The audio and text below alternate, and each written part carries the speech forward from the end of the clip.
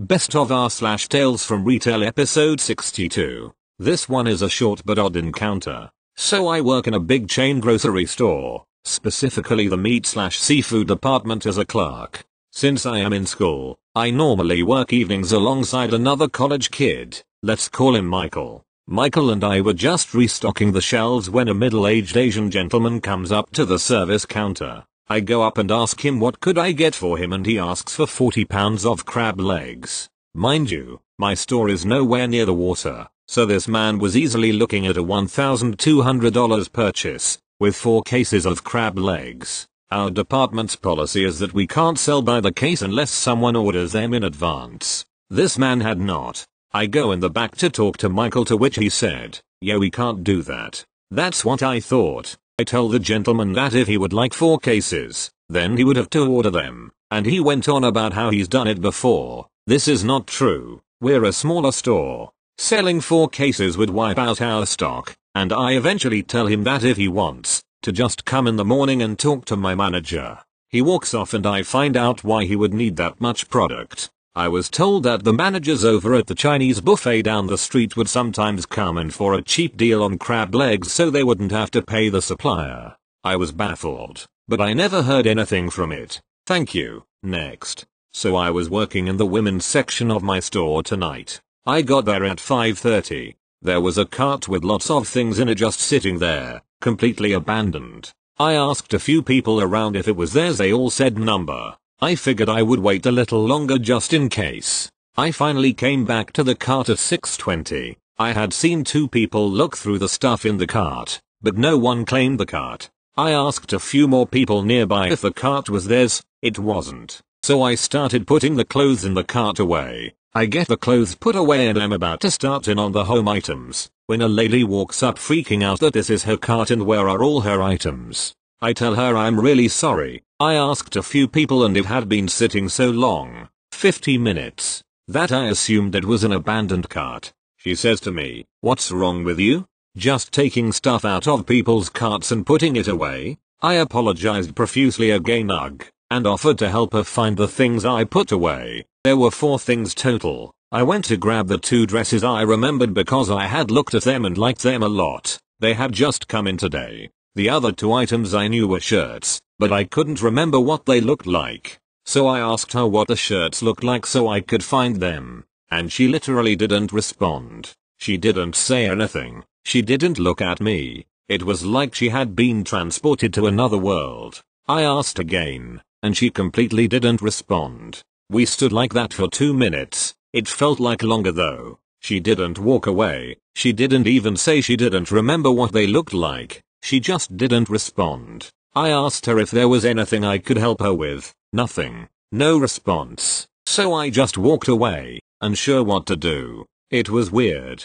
Also, who the fuck abandons their cart for an hour and expects it to still be there when they come back? Retail is a wild ride, y'all. Thank you. Next. I work in a charity shop, and I see my fair share of strange customers, but these 2 really took the cake.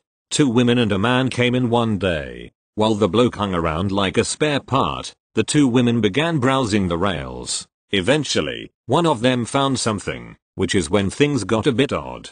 TL. Doctor. 2 women couldn't agree on who was paying for an item and ended up having a tug of war contest over it. W1. First woman. W2. Second woman. W1. "Oh, this looks nice. It's my size, and quite cheap too." W2. "If you want it, I can get it for you." W1. No, I can pay for it." W2. "Nonsense, let me." W1. "Out of the question." She approaches the till. W2 follows. "I'd like this, please." Me. "Sure thing." I log into the till and start the transaction. W2. "I'm paying for that." Don't listen to her. She grabs the hanger with the clothing still on it. W1. "No, I'm paying." Don't listen to her. W1 grabs the other side of the hanger and pulls. W2 pulls back, and they begin a tug of war contest. The man with them looks at me, standing there trying my hardest not to laugh. Eventually, W1 prevails and turns her attention back to me. W1. "How much do I owe you?" Me. £4.99, please. W2, I can still pay for it. W1, sternly, number, me, to W2, if you'd like to spend some money, I'd be willing to accept a donation. W2 smiles, but doesn't say anything, or take me up on my suggestion. Eventually, I complete the transaction and all three people leave, at which point I go through to the back and burst out laughing, much to the bemusement of the other volunteer who is there.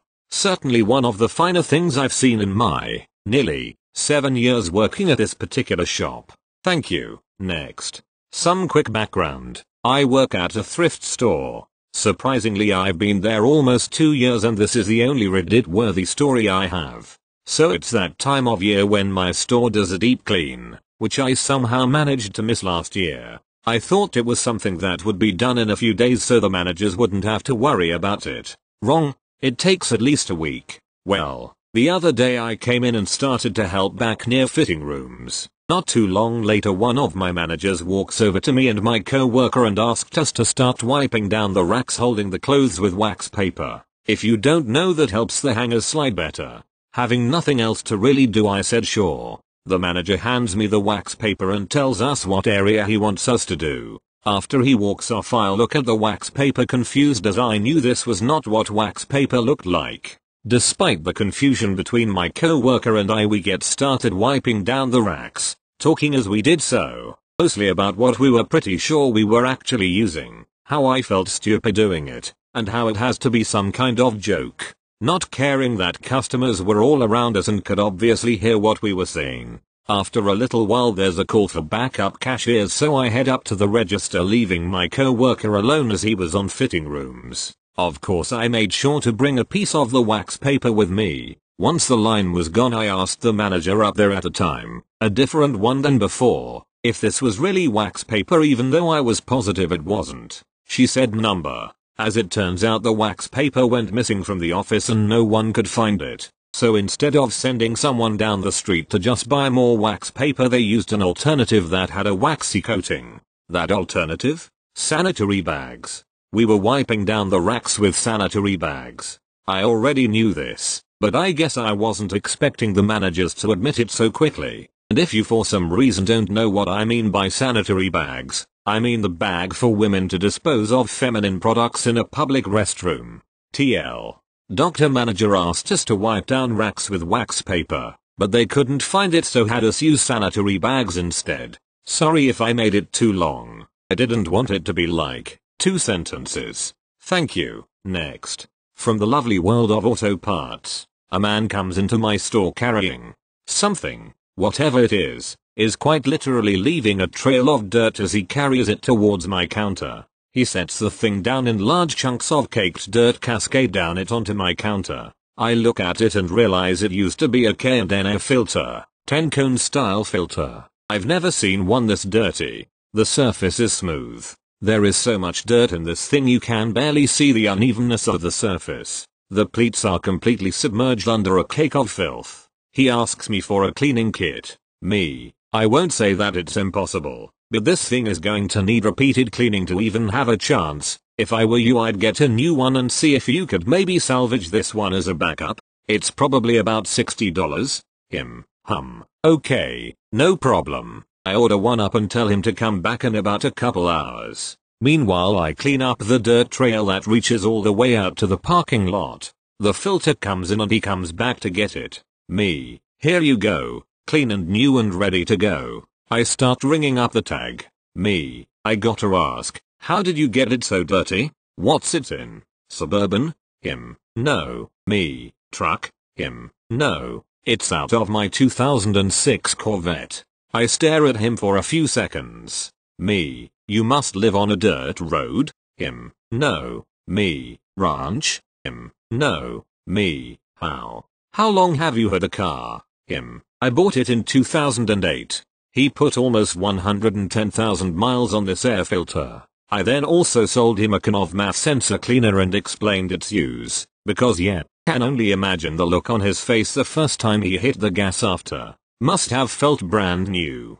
Thank you. Next. I work for a shipping company, but at one of their retail locations. A Among other unrelated things, we pack stuff up, make labels and have them sent out to their destination. This exchange was on a Sunday. None of our drivers, ground or air, would be coming by to pick up any packages until the next day, because it's Sunday. No post on Sundays. You see where this is going? This man comes in with a large box. Not heavy, but awkward.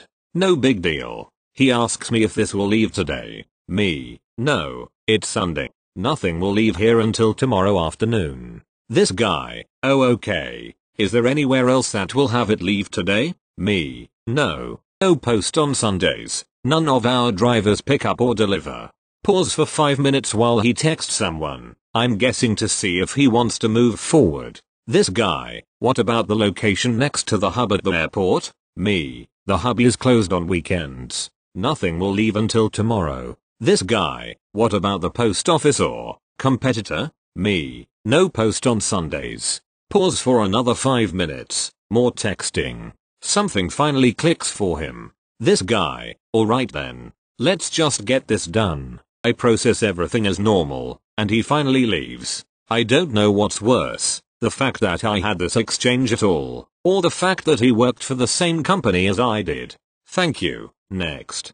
We've all had those customers that start getting really pissed over basic rules that come from way up the corporate chain, and last week we had a doozy. I work in the tire center of a large warehouse retailer, so we don't get fancy. We have lots of rules to follow, and there's very little wiggle room there. One of the big rules we are strictly required to follow is regarding purchases of only 2 tires. For safety's sake, we have to always install new tires to the rear of the vehicle if only 2 are purchased. We will rotate the existing rear tires to the front for free as part of that. This is to help avoid a spin out in the event of traction loss. A lot of old school people hate this rule. It used to be accepted wisdom that new tires were better on the front, and especially with a front wheel drive vehicle. Many older people want their new tires on the front to even out the wear. Regardless, we won't do it. Cue angry old man walking in.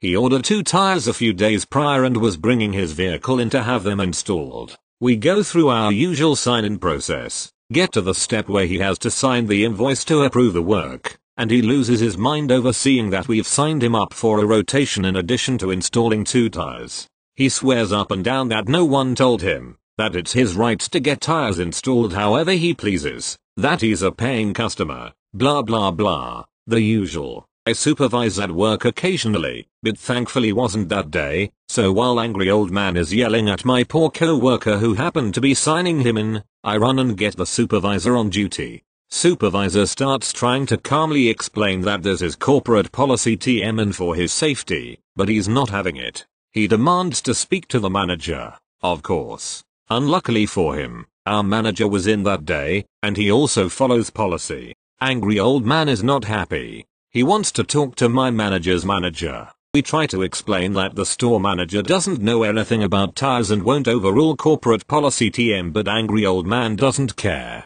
So the store manager comes down, talks to the guy to see what's going on, and immediately asks my manager what we're supposed to do, because as we explained, he runs the store. He doesn't install tires. This really sets off angry old man. Now he's ranting about how we're all incompetent and he wants to talk to one of these corporate people that are setting the unreasonable policy.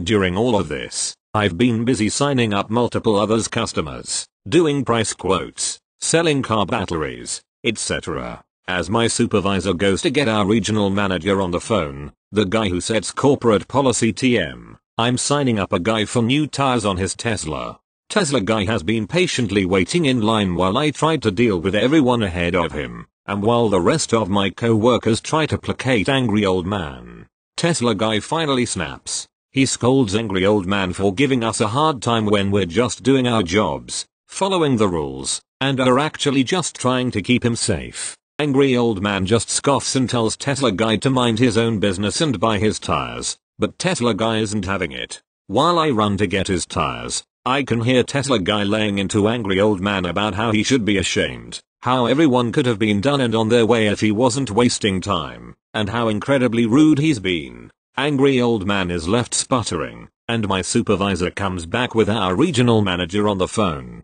Angry old man talks to regional for about 30 seconds before angrily hanging up, signing the paper, and walking out the door without another word. A little while later, when angry old man picks up his car, I do happen to be the one who gets to deal with him directly, and he snaps at me about how he's going to cut up his membership card, how we've lost a valuable customer, and that my store can take policy and shove up.